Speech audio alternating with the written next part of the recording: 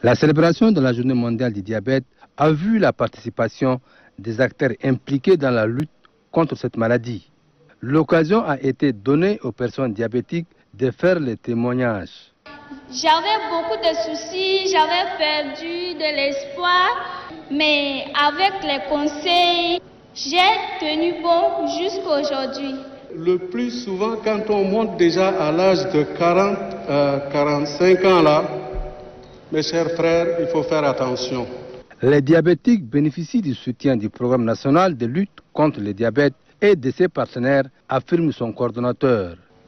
Le programme national de lutte contre le diabète a l'ambition d'écouter et d'aider les diabétiques avec les moyens qui sont mis à sa disposition. Pour une meilleure prévention, le directeur général du ministère de la Santé publique et de la Solidarité nationale a exhorté la population à se faire dépister. On mange beaucoup, on a toujours faim, on boit beaucoup, mais on a toujours soif et on urine beaucoup. Donc quand vous avez une situation comme ça, il faut courir vers les services de santé et le dépistage est très simple. Avec un petit appareil, on peut faire le dépistage.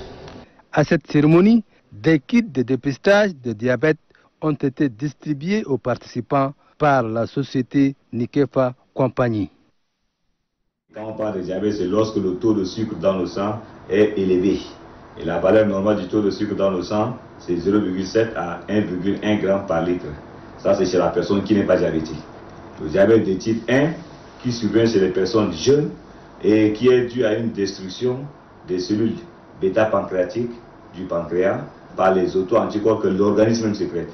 Chez le diabète de type 2, qui représente 80 à 90% des cas, on va avoir d'autres facteurs qui vont s'associer, à savoir l'obésité, à savoir l'hypertension artérielle, à savoir d'autres maladies métaboliques qui peuvent associer et puis ça va déclencher le diabète de type 2. Les causes pour le diabète de type 1, jusqu'à maintenant, on ne connaît pas exactement la cause, c'est l'organisme qui se met à sécréter des anticorps qui détruisent ces cellules. Tandis que pour le diabète de type 2, là, on a d'autres facteurs favorisants. Ce n'est pas des causes exactes, mais ce sont des facteurs favorisants, à savoir lorsqu'on mange mal, et il y a trois choses, soit quand on mange trop sucré, trop salé, trop graisseux, et surtout quand on ne bouge pas.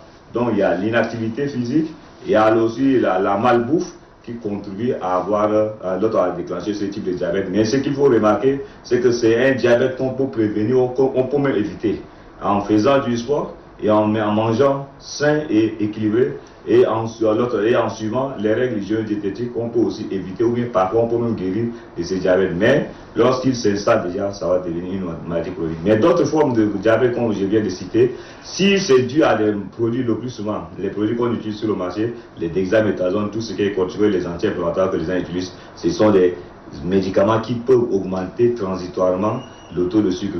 Ce qui est important à savoir, avant même de commencer avec la prévention, il faut savoir si on est diabétique ou pas, parce que le diabète peut attraper tout le monde. Il n'y a pas une particularité au niveau des diabètes, même les enfants et les personnes âgées. Maintenant, lorsqu'on est diabétique, il est très important de se faire suivre régulièrement par un médecin. Et surtout, la prévention du pied diabétique. Les plaies qui surviennent chez les diabétiques, ce sont des plaies que si on ne traite pas bien, ça va amener la personne à une amputation.